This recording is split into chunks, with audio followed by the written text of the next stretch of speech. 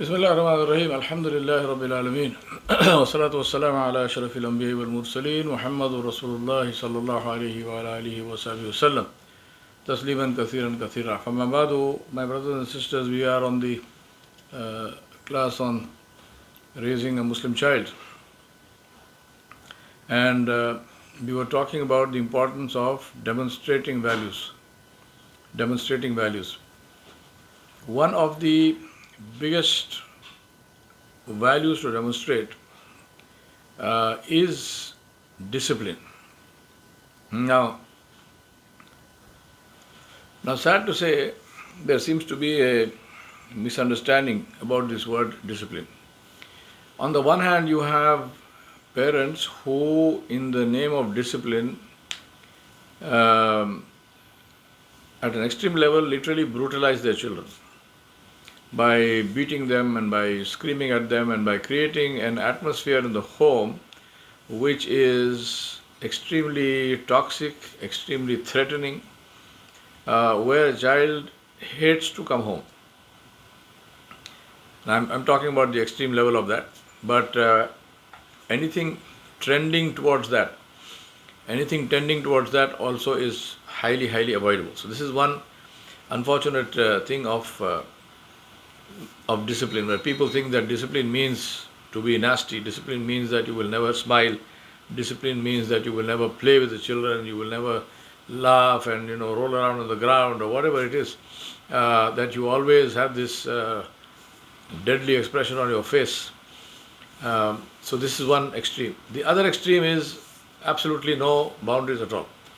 The child can do whatever he wants or she wants, and usually the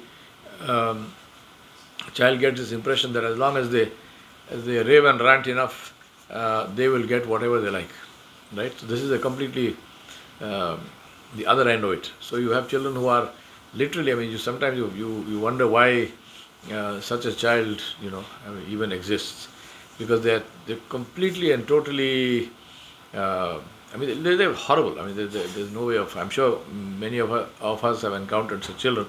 Hopefully they don't belong to you. So this is the other extreme.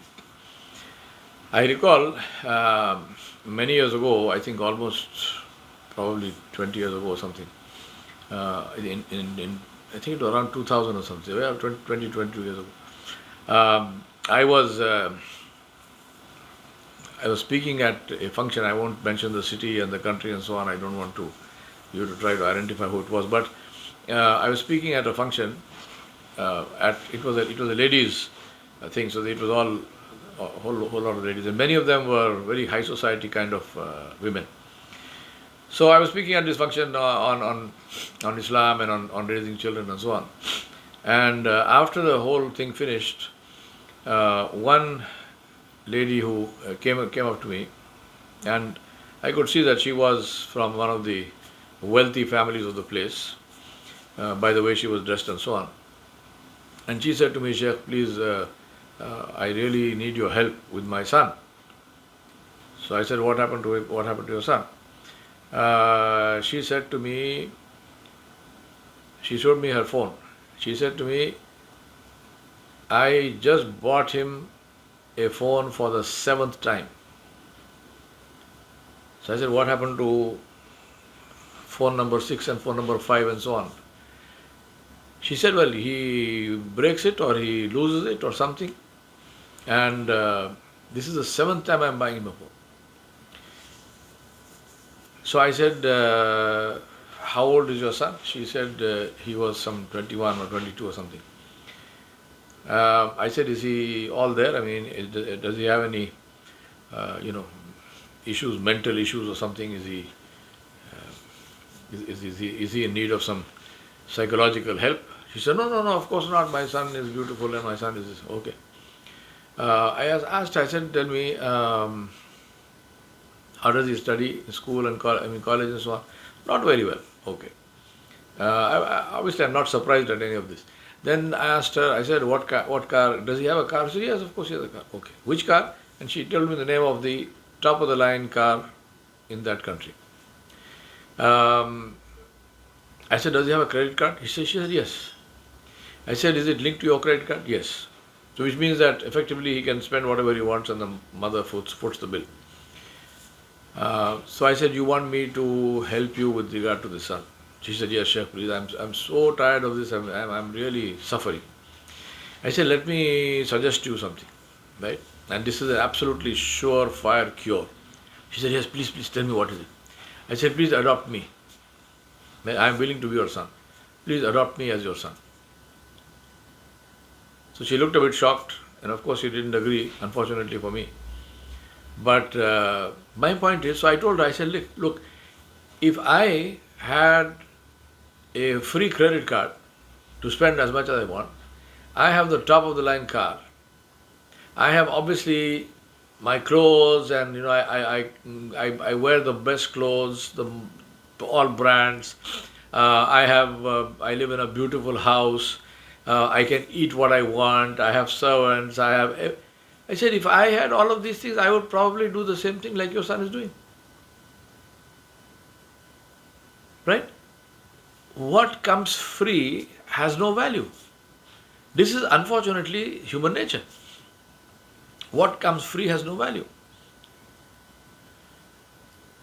In one of the teaching stories, they say that there was this boy who inherited a pashmina shawl from his father, very expensive pashmina wool shawl from his father.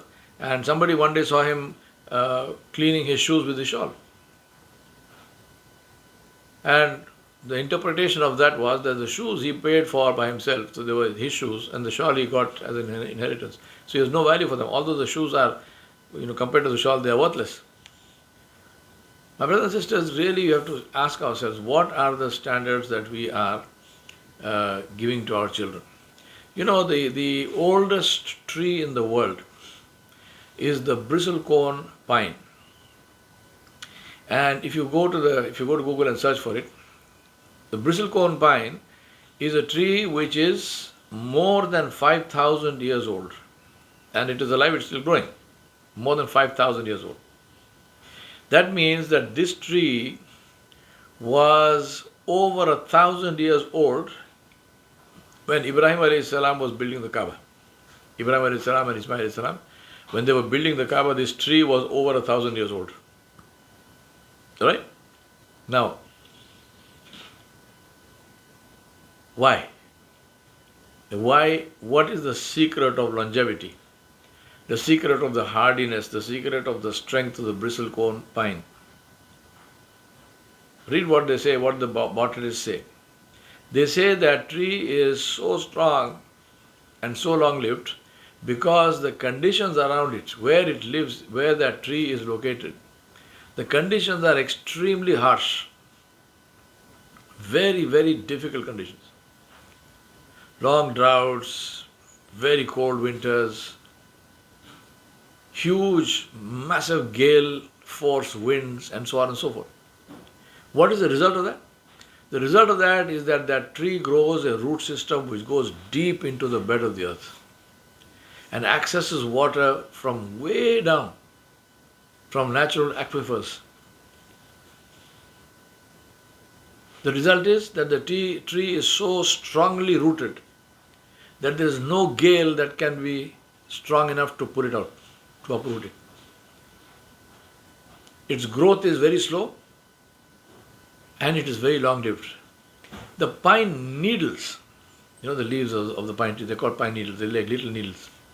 The pine needles of the bristlecone pine live for 30 years or more. That leaf lives for 30 years or more. Secret? Adverse conditions. Adverse conditions. Greenhouse trees may look very nice, but take them out of the greenhouse, one gust of wind will knock it flat because the root system is not developed. The tree is growing on artificial, on fertilizers and so on and so forth. So it's growing in artificial conditions, the conditions which have been created for it. And it grows, looks nice, no doubt about that. But unfortunate fact of life is that a greenhouse tree cannot remain inside the greenhouse forever. Just like your little mollycoddled pussycat cannot live in your house forever. Now, what happens when that little mollycoddled pussycat hits the world, comes out in the open? What happens? Right? Think about that. Think about that. And you don't have to think too deeply about this, because if you just open your eyes, I'm sure no matter which country you live in, you will find plenty of examples of little mollycoddled pussycats now running around in the world in a daze. They don't know what hit them. It's a pathetic situation. The school that I went to is one of the best schools in India, the Hyderabad Public School, and it was built by our king, the Nizam of Hyderabad, primarily for children of the nobility. And of course later on it became an open school, anybody could join, provided you pass the test and so on and so on. The point I'm making is that therefore we had, in my class for example, I had one of the grandsons of the Nizam. I had a grandson of one of the premier nobles, and I had several other royals and semi-royals in my class and in other classes. Some of them today, when I look at them, I feel very sad that these are people who came from such wealthy families which were so powerful at one point in time. And today, they are literally living in penury. They have literally nothing going for them. And only one reason. And that reason was this kind of false parenting, living in a greenhouse. My brothers and sisters, please understand this. The greatest wealth is poverty. The greatest strength is hardship. Now, I'm not saying throw your children out into the street. No. I don't mean that. Alhamdulillah, Allah has given you wealth. May Allah protect it and keep you protected. But if you are seriously interested in the welfare of your children, and if you are seriously interested in being able to hand over that wealth to those children and have those children continue with that wealth, and just like you brought them up in the lap of luxury, if you want them to continue to live in the lap of luxury and for their children and their children to live in the lap of luxury, they must go through a period of hardship and they must learn the rules of the game. And the rules of the game are that hardship is a strength. Like somebody said, discipline is freedom. There is a joy in working hard and achieving something.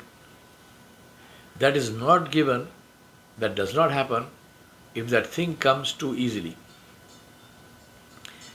I recall I was teaching a course, I think it was for GE or either for GE or for Microsoft or something in Bangalore, and I was staying in the company guest house, and one of the other guests there was a man who was a clinical psychologist, and he was a counselor for children and youth. Now, I got interested over dinner. We were sitting and chatting, and I asked him, I said, counseling for children, what kind of counseling do you do? He said, I counsel children of super wealthy parents. I said, wow, super wealthy parents, children need, what kind of counseling do they need? He said, many of them are suicidal. Now, to me, it didn't make any sense, because I am going back to my own childhood, where from the time I was 18, I did not take a single paisa from my parents. I mean, I ate at home, so they didn't charge me money for that. But point being, I never asked them for money for anything for myself. I didn't say I need this toy, I need this thing, or whatever. I earned my own money. I did my own stuff. The rule in our house was, I'm very fond of animals, and the rule in my house was, keep what you want, but you will look after it. Nobody else will look after it for you, neither the servants nor any of the family. So whatever animals you have, you take care of them, including cleaning them and cleaning their pens and whatnot, everything. And if that interfered with your, school or social life and whatnot, don't have the pets. Or if you have the pets, deal with that also. And there was no, I wasn't given the luxury of saying, okay, it doesn't matter if you don't study well. You had to study well, you had to get straight A's and whatnot. All of that was there, right? So I'm going back to that. I'm thinking to myself, what kind of counseling do these this man tells me, he says, just last week, there was this girl who was in deep depression because her father gave her a Mercedes 300 SL sports car as a birthday gift. And she was depressed because it was the wrong color. She wanted some color and the father couldn't find that color, so he gave her another color. I'm not talking about, this is not fairy tales, right? I'm not telling you fairy tales. I'm telling you this is what happens when you have this kind of overindulgent parenting. You need to have, discipline is very, very important. That's why I said discipline is the secret of success. At the same time, in the name of discipline, brutalizing your children, creating a toxic atmosphere, creating an atmosphere of threat in the house, this is completely insane, right? No, I mean, any adult, whether it's a teacher or whether it's a parent who hits a child, to me has failed. They have failed in their role as a parent or as a teacher, completely failed. Because you have reduced that role now to plain animal brutality. And you are saying to them, you obey me because I happen to be stronger than you are, physically. Not because I have a moral authority, not because what I'm saying is right, none of that. Just because I happen to have more physical force, which I will bring to bear on you if you don't do what I tell you to. This is a failure. This is a complete failure of the parent or the teacher.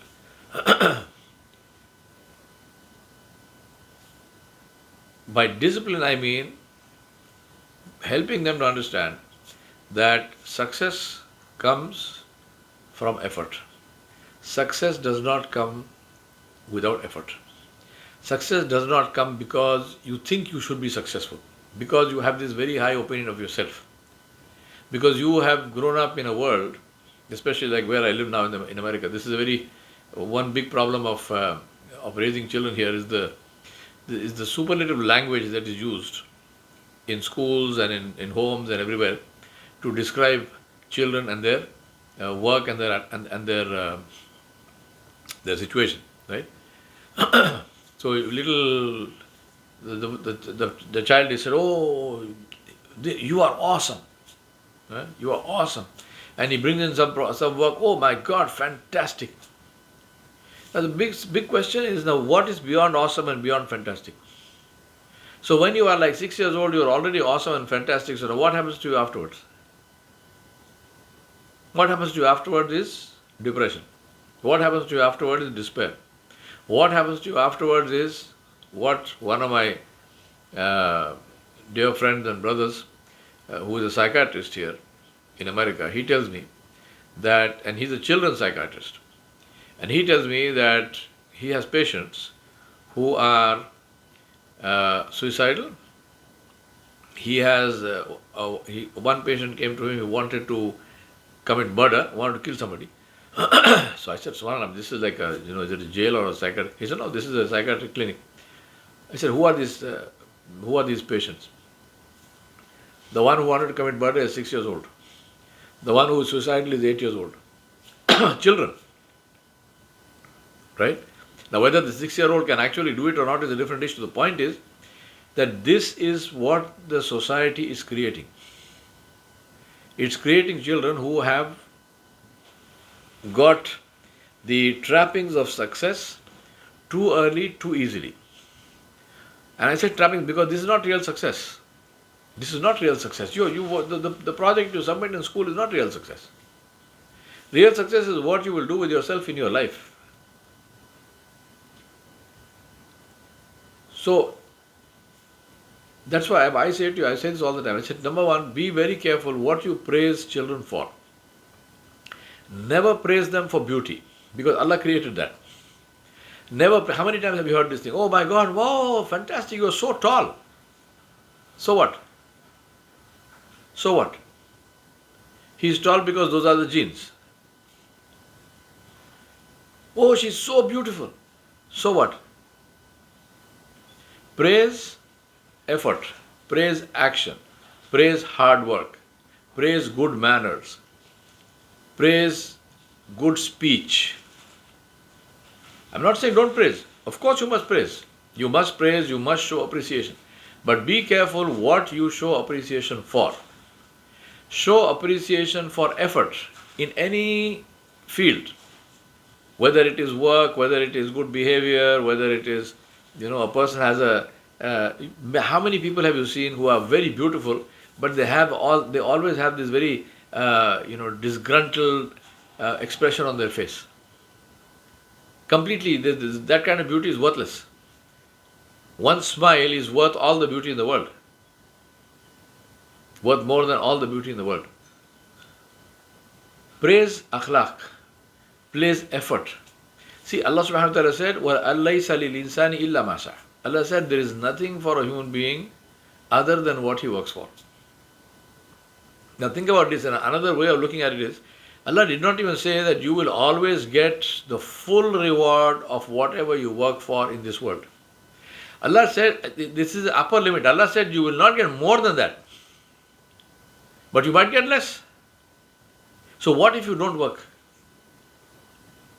And that is the reason I said that poverty is the biggest strength. Hardship is the biggest asset. Because only when you are poor and hungry and you are living under conditions of hardship that you make effort. Illa mashallah. And that's why what you must do is make it a rule. Number one, set boundaries. What works and what does not work. What is okay and what is not okay. And all of these boundaries, remember, have to be set at home. Today, a lot of people complain about society. They say, oh, there's so much of fitna in society, so many problems in society. Yes, you're true, you're right, there are. But none of that is in your control. What is in your control is what is in your house. So what does your house look like? Is your house full of fitna? Or is your house a place of tranquility, a beautiful atmosphere of safety, of love, of affection, of honoring each other, of good manners, good akhlaq? A place where children feel safe to talk to parents about their real issues in schools and colleges. You know and I know how almost everywhere, parents are the last people to come to know about any problems with their children. There's a totally tragic incident that happened here in America, in Texas, where there were these two boys, Muslim family, two boys who were in Ivy League schools. So they were doing, academically they were doing phenomenally well. Both of them were, however, they were in deep depression. And it's a long story, but to cut the long story short, they decided to commit suicide. And in their thinking, they said, we don't want our parents and they had parents, they had a sister, and they had a grandmother who were all living in the same house. So we don't want them to feel sad because we are dead. So what's the best way to ensure that is also to kill them. And they did it. They did it. The younger boy wrote it all out on Facebook, and somebody sent me that note.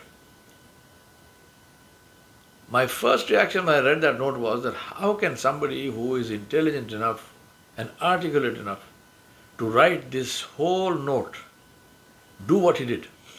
How can this how is this possible? But it happened. Entire family wiped out. My brothers and sisters, it's a very serious matter. We must create systems in the home where boundaries are set, and they are set with love and with respect. But they are set. If your child comes to you, I'm explaining to you ways of setting boundaries. If your child comes to you and says, "I want this," you say, "Okay." First of all, if it is something which he or she should have, and you are agreeable to that, it's okay. So what are you willing to do to earn that? Hey, let me say that. What are you willing to do to earn that?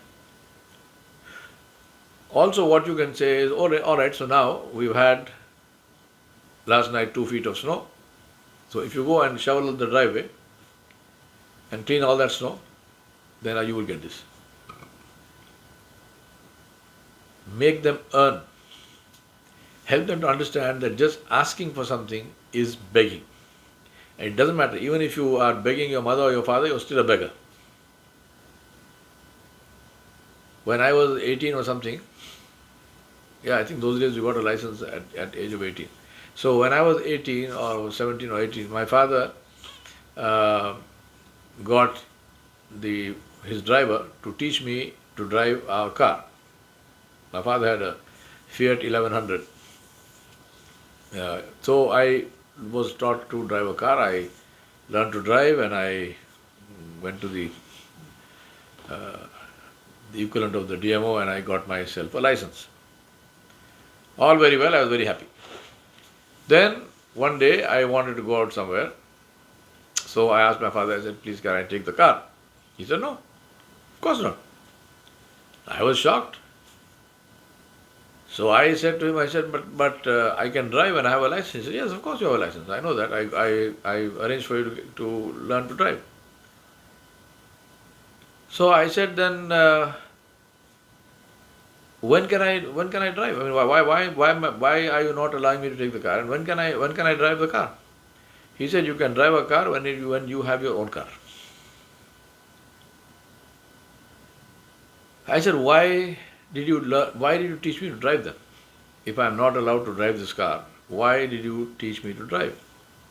He said, "Because driving is a skill you should know. Driving is a skill that you should know." And my father, he taught us to swim, so I can swim and so on and so forth. So he said, driving is a skill, you should know driving, so I arranged for you to learn to drive a car. Now think about that. It sounds hard, but it gave me the importance of understanding this thing, to say that things don't just come out of the blue. Privilege is not just something because I happen to be born in a house where, in those days, the number of cars on the road were very few. A car was not something which everybody had. So we had a car, so it was a big thing. Now my father used to he always took us. Even when he went shopping, he would take us. We went to buy groceries, sometimes not normal groceries someone brought, but sometimes we used to go and buy fish in Secunderabad and so on. He would take us. So we were in that car the whole time, but no driving. He will drive when you have your own car. Now, discipline is therefore, as I mentioned somebody else's quote, discipline is freedom. And how is discipline freedom? Because discipline teaches you this respect for boundaries. That you have to get up at a certain time, you make your bed, your room has to look neat, shoes must be polished. We used to sit, may Allah bless my father, we used to sit on weekends. I may have mentioned this before, and forgive me if I did. On weekends, the rule was that, and weekend was only Sunday, because those days we didn't have this 2-day weekend, only Sunday. In some places, Saturday was a half day, otherwise Saturday was a full day, and then we worked. We were home on Sunday. So Sunday mornings, the Sunday morning ritual was that all of us, my father and the children, would sit with our shoes. And in those days, you had only three kinds of shoes. You had black shoes, brown shoes, and you had white canvas shoes, which were for sports. So we would sit, all of us, with these shoes, and we would polish the shoes. Now, you might say, well, why were we polishing the shoes? I mean, didn't we have servants who could do that? Of course we had. I mean, when I was growing up, even servants had servants. So it's not for lack of manpower, but it was discipline to say that you take care of your own things. Servants will not do it. You can't throw things around in the house and leave them around. Somebody will pick it up. No, it's your thing. You pick it up. Take it to your room, keep it, and it has to be kept neatly in its proper place, not thrown anywhere. There was no concept of saying, this is my room, nobody enter. Nowadays I see sometimes in people's homes, so this is so-and-so's room, and on the door you've got this big thing saying, nobody enter here, and skull and crossbones and whatnot, and this is so-and-so's room, and none of this was there. This is all nonsense. It was all treated as, the house was the home, everyone. Your room, yes, it was your room, but parents came in and they looked and they saw, and if they needed something to be corrected, they corrected, and we took care of it. And this was part of being a member of a family. So I want to end with this and say that one of the most critical things to do in your life is to help your children to understand the meaning of boundaries. Set boundaries in the home in terms of do's and don'ts, in terms of behavior, in terms of what is permissible and not permissible, and in terms of understanding the issue of privacy. Because whatever they are doing, Allah subhanahu wa ta'ala is watching. And teach them the value of this, that if you can do that with Allah watching, that is something that your parents also have the right to see, and they can see it. There is no privacy between parents and children. Keep this and help them to understand this, so that you don't create problems for yourself and for them when they grow up. وصلى الله على نبي الكريم وآله وصحبه أجمعين برحمتك يا أرحم الراحمين.